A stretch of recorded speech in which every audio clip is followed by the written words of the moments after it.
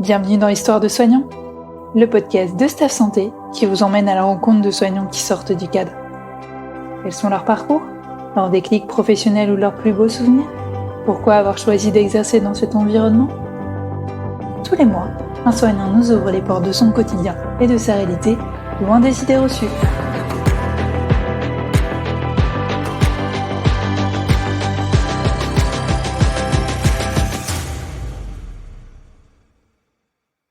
Dans cet épisode, nous partons à la rencontre d'une dentiste pas comme les autres. En effet, Anne est dentiste médico-légale. Oui, vous avez bien entendu.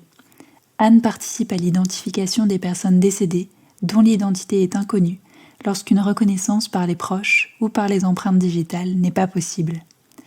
Anne nous parle de son métier, qu'elle définit à la fois comme artistique et scientifique, bien loin de l'image des films et des séries télé qui rythment nos soirées.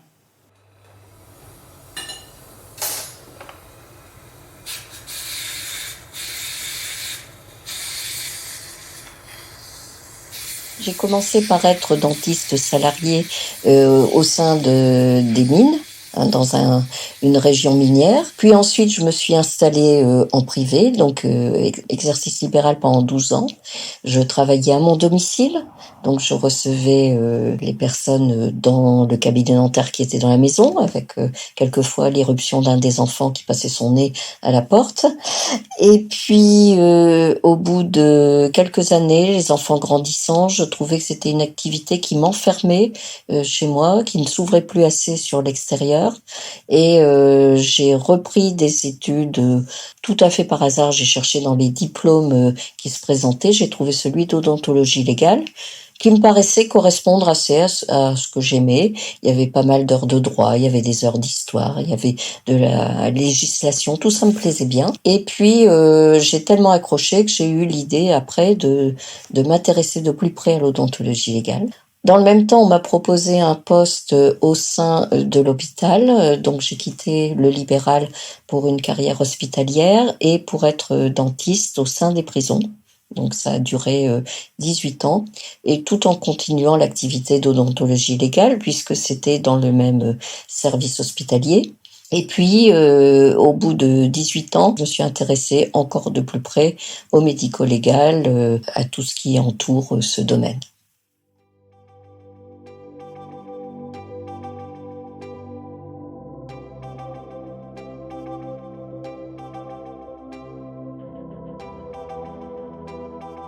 Pour devenir chirurgien dentiste, il faut faire 6 années d'études. Lorsque moi j'ai fait mes études, c'était 5 ans.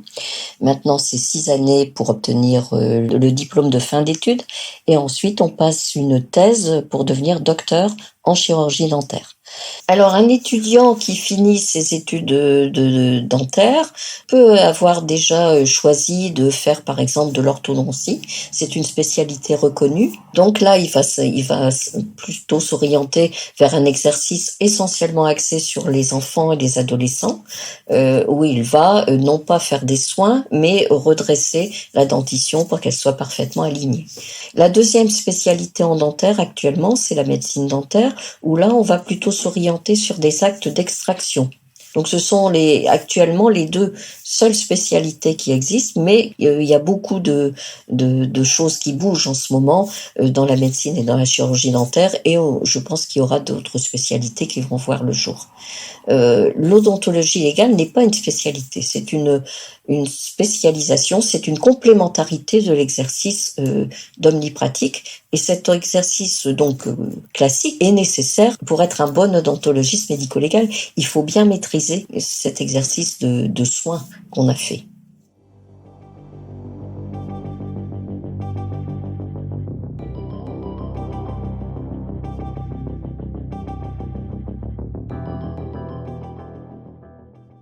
Ça n'était pas a priori une vocation, puisque j'étais jeune, j'étais orientée par mes parents qui souhaitaient absolument que je parte dans une filière scientifique, alors que j'étais attirée plutôt par une filière littéraire. J'avais écarté la médecine qui me semblait trop longue, la pharmacie qui ne me plaisait pas, et il restait le dentaire qui m'attirait finalement. Donc mes parents, qui n'étaient pas favorables à ce choix, m'ont envoyé chez un de leurs ami chirurgien dentiste passer mes vacances à lui servir de petite main pour que je vois ce que c'est. Et le premier jour, c'était au mois de juillet, c'est très chaud, il a fait une extraction dentaire devant moi et je me suis sentie mal, j'ai dû m'asseoir. Donc c'était mal parti. Ils se sont tous dit tant mieux, elle reviendra pas. Le lendemain, je suis revenue pendant tout le mois et puis ça m'a confortée tout à fait dans l'idée de ce que je voulais faire.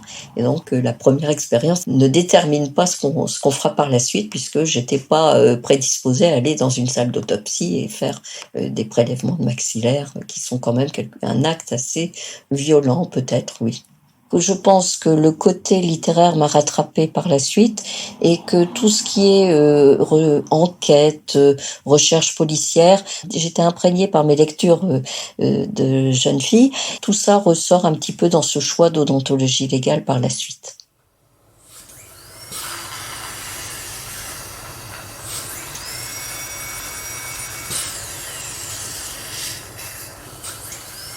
L'odontologie légale, ça n'est pas que l'identification, il y a différents volets. Il y a un volet qui est vraiment l'odontologie légale théorique, hein, qui va s'intéresser à toute la législation et en particulier donc tout ce qui régente l'exercice dentaire, par exemple l'élimination des déchets, la qualité des matériaux utilisés, la traçabilité qu'on doit tenir. Il y a tout un aspect légal de l'odontologie qui n'est pas toujours connu. Ça, c'est le premier volet. Le deuxième, c'est l'identification dentaire. Donc, c'est la reconnaissance par la dentition de personnes qui ne sont plus reconnaissables visuellement. C'est-à-dire que le corps a été abîmé, soit par le feu, les corps sont alors carbonisés, soit par le temps, le corps s'est dégradé avec le temps, et ce sont des personnes qui ne sont plus reconnaissables par leur famille, dont le visage n'est plus reconnaissable, et à ce moment-là, on utilise la dentition, qui elle reste intacte après le décès de la personne, pour reconnaître ces personnes décédées. On peut aussi faire des analyses de morsures, ça peut être sur personnes vivantes ou sur personnes décédées. Et c'est, je dirais, certainement l'aspect le plus technique et le plus difficile dans ce métier. Et puis le dernier aspect, c'est l'expertise dentaire. Alors l'expertise dentaire peut consister, par exemple, à recevoir des personnes qui ont été victimes d'agressions ou d'accidents de la voie publique et qui ont perdu des dents, pour lesquelles il faut remettre leur cavité buccale en état, à l'identique de ce qu'elle était avant l'agression ou avant l'accident. Il faut donc faire un constat des dégâts, proposer, voir quelles sont les solutions techniques, thérapeutiques proposées et évaluer tout ça au bénéfice d'un magistrat un juge qui lui va dire, eh bien, je vais indemniser la victime avec autant d'argent et avec telle possibilité de soins ou pas. Donc c'est le juge qui va prononcer l'indemnisation sur les indications techniques du chirurgien dentiste expert. Donc ça, c'est de l'expertise qu'on appelle en dommages corporels. Et il y a également de l'expertise en responsabilité, où là, des personnes qui ne sont pas satisfaites de leurs soins, des soins de leur dentiste, vont porter plainte contre ce dentiste, et l'expert devra établir si oui ou non le travail a été fait selon les règles de l'art, selon les données validées par la science, ou si au contraire le travail n'est pas conforme. Alors le bagage en odontologie légale, ce sont des diplômes universitaires, donc on passe après le diplôme de dentiste, hein, ça ne fait pas partie de ce qu'on appelle la formation initiale, c'est de la formation continue, par des diplômes qui soit vont s'intéresser uniquement à l'identification, soit vont s'intéresser à l'expertise.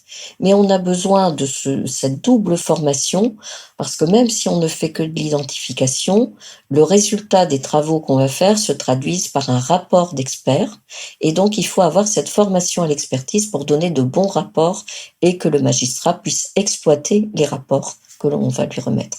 Ce qu'il faut comprendre, c'est que dans ce rôle d'identification ou d'expertise, on est finalement un outil au service de la justice, c'est-à-dire qu'on a une formation technique dentaire qu'on va utiliser pour analyser une situation, et ce rapport technique, on va le remettre au magistrat qui pourra alors, en toute connaissance de cause et en se basant sur notre rapport, donner des conclusions de justice.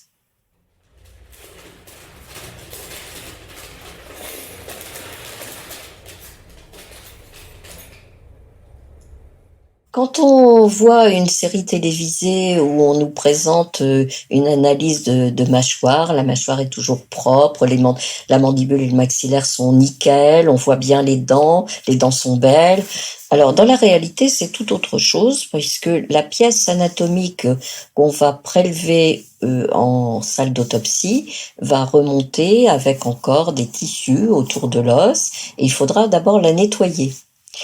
La nettoyer, c'est de la cuisine, hein, ni plus ni moins. C'est un petit bouillon pendant quelques heures, pas avec des aromates, mais avec un tout petit peu de lessive pour enlever le gras qui peut subsister des tissus mous qui sont sur les os.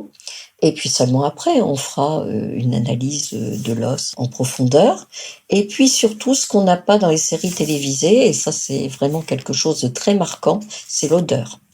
C'est l'odeur parce que lorsqu'on fait une étude d'odontologie légale, on va, je voulais dire, reconnaître des corps qui ne sont pas reconnaissables. Donc des corps soit carbonisés, il y a une odeur de barbecue qui fait que ce soir-là, vous mangerez pas de viande ou vous n'irez pas au barbecue des copains ou si vous y allez, vous mangerez très léger. Et puis les corps qui sont dégradés, là, c'est une odeur de décomposition qui est très désagréable, qui vous colle à la peau. Et lorsqu'on va faire un prélèvement de maxillaire sur un corps décomposé, eh bien, on peut prendre 2 douches en rentrant chez soi et faire 2 shampoings et on a encore l'impression d'avoir cette odeur qui vous colle littéralement à la peau. C'est l'aspect désagréable des choses et l'aspect pourtant très réaliste. Mais on se concentre sur la technicité, sur le côté technique. On va plus voir l'extérieur, on va pas voir finalement le corps qui est en train d'être autopsié. On va regarder nos dents et puis cette dent-là, elle a ça, la suivante, elle a ça. Et on va vraiment se focaliser sur le côté très technicité, en faisant abstraction du reste. C'est comme ça qu'on peut fonctionner et se projeter et rester justement suffisamment à distance du côté humain pour pouvoir faire cet aspect du métier. Dans le domaine de l'odontologie légale, il y a une chose importante à savoir, c'est qu'il existe un regroupement de chirurgiens dentistes spécialisés en odontologie légale qui se mettent à disposition pour aller travailler quand il y a une catastrophe de masse, hein. Donc quand il y a de nombreuses victimes à identifier. Quand on s'inscrit dans cette unité, on est prêt à se déplacer n'importe où en France et à donner du temps, quelquefois, qui peut durer plusieurs semaines. C'est-à-dire qu'il faut être vraiment très disponible. Donc cette unité d'identification odontologique, elle a été créée par le Conseil de l'Ordre des chirurgiens dentistes, elle est sous leur contrôle et elle regroupe des gens qui sont volontaires pour participer à des identifications en dehors de leur lieu de résidence et qui sont donc prêts à fermer leur cabinet si nécessaire plusieurs jours, voire plusieurs semaines.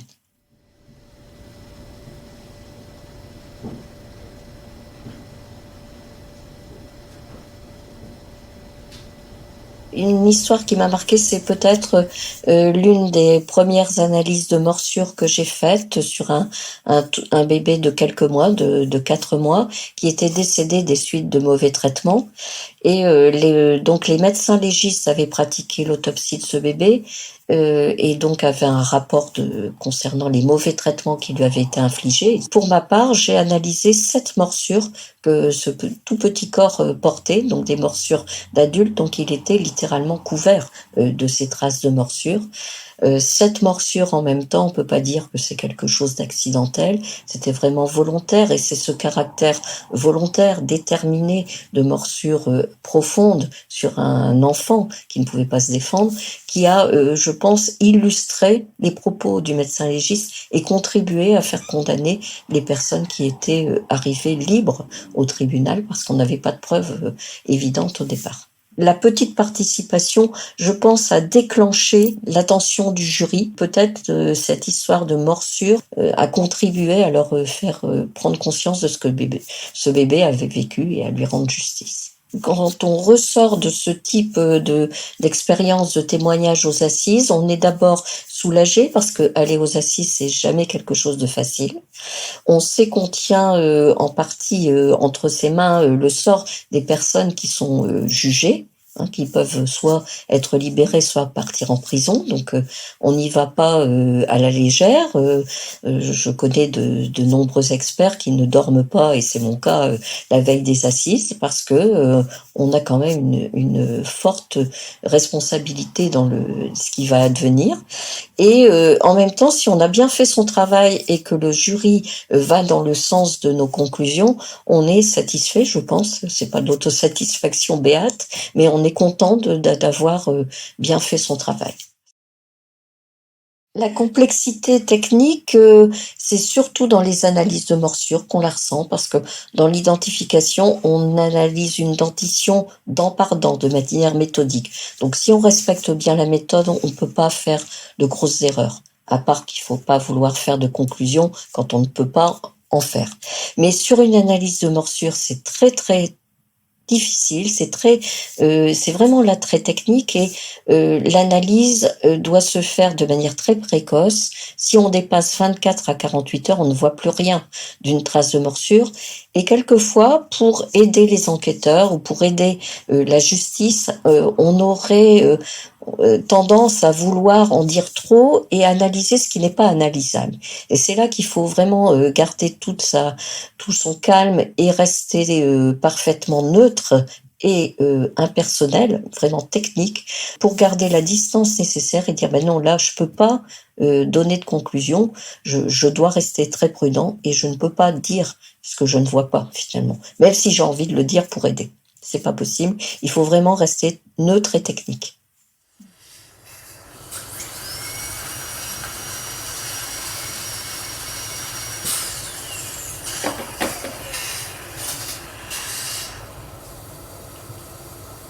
Ce qui m'a attirée dans ce côté de l'identification, c'est que finalement on s'incorpore à une équipe médico-légale complète qui va participer à rendre justice à la victime qui est décédée.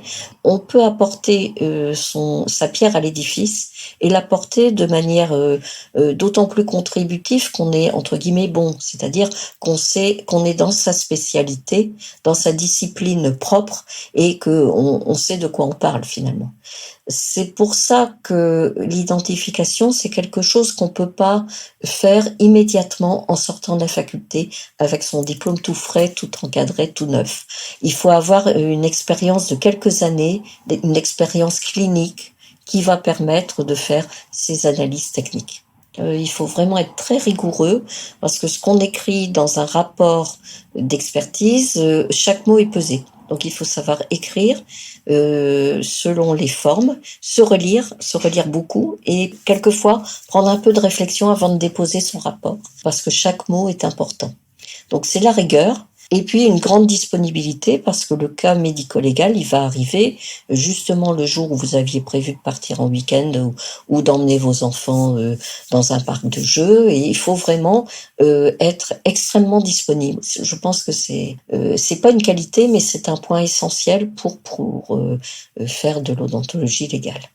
Comment on prend de la distance vis-à-vis des choses parfois un peu difficiles qu'on voit dans la journée? Eh bien, je dirais qu'il faut vraiment fermer la porte le soir, et puis on se replonge dans la vie familiale. Ça, c'est vraiment ce qui permet de tenir le choc. Si on interroge les médecins légistes, ils auront le même discours. Se raccrocher à la vie quotidienne et à ses proches, qui permet vraiment de supporter la violence du reste. Ça, c'est clair. Le dentiste travaille toujours avec ses deux mains. Ça, c'est une caractéristique. Quand on dit que c'est un travail manuel, c'est doublement vrai.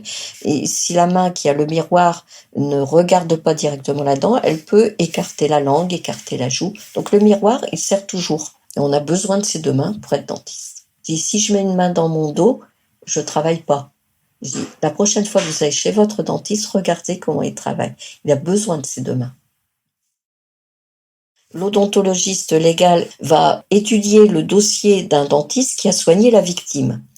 Donc on peut être amené à appeler ce dentiste traitant pour avoir des précisions ou pour lui demander s'il n'a pas des clichés radio complémentaires ou pour lui demander à quelle période il a soigné la personne, si il y avait déjà d'autres soins qui avaient été faits par un autre dentiste. Donc oui, on a des contacts très fréquents avec les chirurgiens dentistes traitants d'une victime et généralement, ils sont très contents de participer même indirectement à l'identification de leurs patients.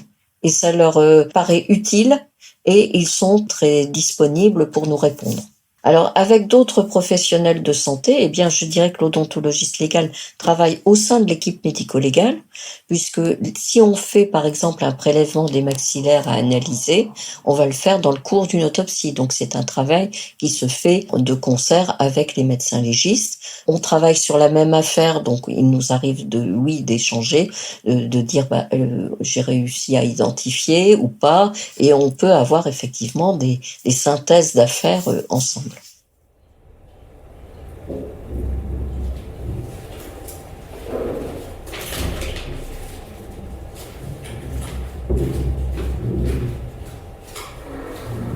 Alors, les techniques qu'on enseigne pendant les études, c'est comment justement nettoyer du tissu carieux, retirer du tissu carieux. C'est de la chirurgie finalement. On enlève du tissu abîmé et on va restaurer la dent avec des matériaux. Lorsqu'on restaure, on peut faire par exemple des coffrages, comme quand vous coulez du ciment, il faut un coffrage pour que ça prenne bien la forme. Lorsqu'on va dévitaliser une dent, c'est-à-dire retirer le nerf sous anesthésie, eh bien, on va remettre de la pâte dans les racines. On va faire ça avec des instruments très précis. Donc, on apprend à utiliser ces instruments. Quand on utilise une turbine dentaire, ça tourne à 300 000 tours minute. Donc, c'est quelque chose qui vous traverse l'émail dentaire, qui est le tissu le plus dur de l'organisme, qui peut traverser une joue, une langue comme rien. Donc, on apprend à ancrer ses doigts dans la bouche pour ne pas passer à travers la langue ou la joue si le patient a un mouvement de recul, par exemple. On apprend à pas se faire mordre aussi, à retirer ses doigts à temps. On apprend à, en fait, maîtriser l'utilisation des outils techniques qu'on va employer. On apprend aussi à resculpter. Lorsqu'on reconstitue une dent, c'est pas plat le relief d'une dent. Si vous passez votre langue sur les surfaces de vos dents, vous sentez les petits reliefs qu'on appelle des cuspides. Mais bien, on apprend à sculpter. Et lorsqu'on est étudiant, eh bien, on fait des sculptures dans du plâtre ou dans de la cire, de groupes de dents. Et elles doivent avoir absolument toutes les dimensions idéales dans tous les plans de l'espace. Donc c'est quelque chose on apprend la précision, on apprend aussi à utiliser tous les outils et les matériaux qui sont à disposition. Il faut être manuel, il faut avoir l'amour de ce qui est bien fait. J'ai souvent discuté avec des gens qui faisaient le Tour de France, des compagnons, et ils ont l'amour du travail manuel bien fait, et je pense qu'on a ça en commun. En tant que chirurgien dentiste, on a une obligation de formation continue tout au long de notre carrière. Ça, c'est une obligation qui est inscrite dans le code de déontologie des dentistes, donc c'est vraiment la loi qui nous l'impose, et on doit pouvoir justifier des formations qu'on a faites. Il y en a qui sont incontournables et obligatoires, par exemple la radioprotection du patient, il faut la refaire de manière régulière. Ensuite, il y a des formations qu'on va faire parce que ça nous plaît, parce que on veut se réorienter. Mais on peut aussi se former en assistant à des colloques, des congrès. À titre personnel, moi j'assiste à beaucoup de congrès à la fois de médecine légale dans lesquels il y a des sections d'odontologie, mais par exemple en France, tous les ans, il y a aussi le congrès de l'Association française d'identification odontologique. C'est vraiment un public très spécialisé et les 2 jours de travaux ne concernent que l'identification et le dommage corporel. Donc c'est vraiment quelque chose où on va rencontrer des gens qui font cette spécialisation également et on va pouvoir parler de nos cas techniques les plus difficiles et échanger avec des gens qui comprennent parfaitement de quoi on veut parler et avoir des avis que quelquefois on ne recueille pas autour de soi parce qu'on est finalement assez peu nombreux à faire ça.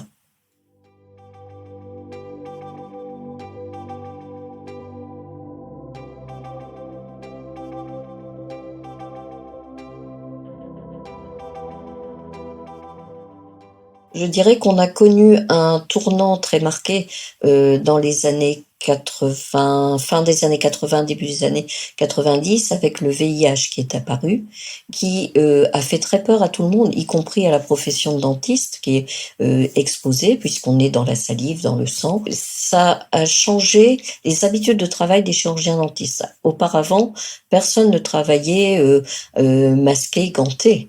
Depuis l'apparition du VIH et du sida et de la représentation qu'on en a vu au tout début, les gens ont appris à travailler avec des mesures de protection, des tenues de protection. Maintenant, vous allez chez un dentiste, il est fréquent qu'il soit en tenue tunique, pantalon, et puis il met des gants, il met un masque, on se protège. Ce qui n'était pas le cas quand moi j'ai démarré mes études ou quand j'étais jeune dentiste.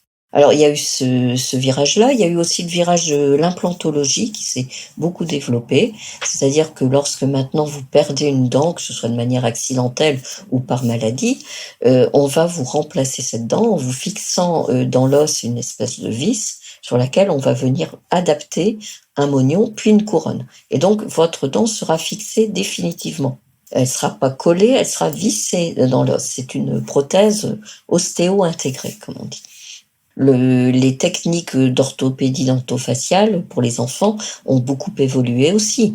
Les techniques de soins dentaires par elles-mêmes, les outils qu'on utilise, se sont également ont beaucoup changé. Moi, je vous parle beaucoup de choses que j'ai exercées, mais tous les ans, on découvre des innovations technologiques. Et puis, on a quand même beaucoup développé les techniques d'anesthésie. Lorsqu'on se faisait soigner il y a encore 40 ans, il y avait peu d'anesthésie. Ensuite, on est passé aux anesthésies qu'on injectait de manière encore assez douloureuse. L'injection elle-même faisait mal. Maintenant, on a quand même des outils qui permettent d'avoir une anesthésie beaucoup plus confortable. Sur le versant odontologie légale, il y a sans doute beaucoup moins d'innovation dans la mesure où c'est une technique qui a été découverte, on en parle souvent. La première fois qu'on a pratiqué l'identification dentaire, c'était sur la duchesse d'Alençon, quand elle a péricarbonisé dans le bazar de la Charité. C'est fin 19e. Les techniques, la méthodologie en elle-même n'a pas évolué. Ce qui a évolué, c'est l'analyse des techniques actuelles, c'est-à-dire qu'on n'analyse plus les mêmes choses, on n'analyse plus des caries soignées de la même manière qu'au XIXe siècle. On les analyse telles qu'elles sont soignées actuellement. Par contre, ce qui a fait énormément de progrès, ce sont les techniques d'empreinte génétique, d'ADN, et ces techniques sont venues supplanter en partie les techniques d'identification dentaire, mais elles ne les remplacent pas complètement. Si au quotidien, il est plus facile de prendre de l'ADN chez un sujet décédé et de le faire analyser dans un laboratoire, pour l'enquêteur de police qui est en charge de l'affaire, c'est plus facile que d'aller rechercher le chirurgien dentiste qui a soigné la personne, reprendre le dossier dentaire et le ramener à l'expert dentiste. C'est plus facile. Mais ça n'est pas plus rapide dans l'analyse. L'analyse dentaire est beaucoup plus rapide que l'analyse par les empreintes génétiques.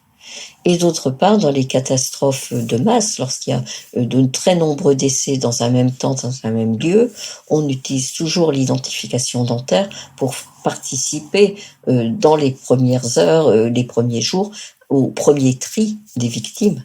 Et ça permet, c'est une approche qui est complétée par l'ADN, mais qui à elle seule permet déjà un premier tri et donc une première orientation des identifications.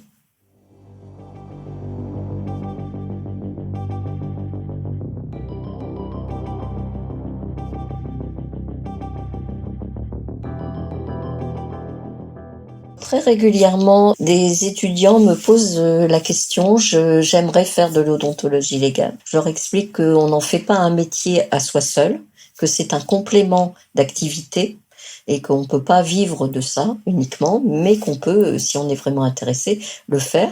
Je leur explique aussi qu'il faut un bagage solide, une formation très sérieuse, et que donc cette formation, elle se fait pas en un jour, et qu'il ne faut pas imaginer pouvoir rentrer tout de suite dans ce type d'exercice. L'idéal, c'est de travailler au sein d'une équipe médico-légale. Il n'y a pas 50 possibilités d'accueil de dentistes au sein d'une équipe médico-légale. Actuellement, j'ai une jeune dame qui a 6 ou 7 années déjà d'activité en libéral. Je l'ai connue quand elle était étudiante. Elle a fait des formations avec moi. Et puis là, elle se forme à l'odontologie légale et dans le même temps, elle vient assister quand je fais des identifications, ce qui lui permet de se former sur le terrain.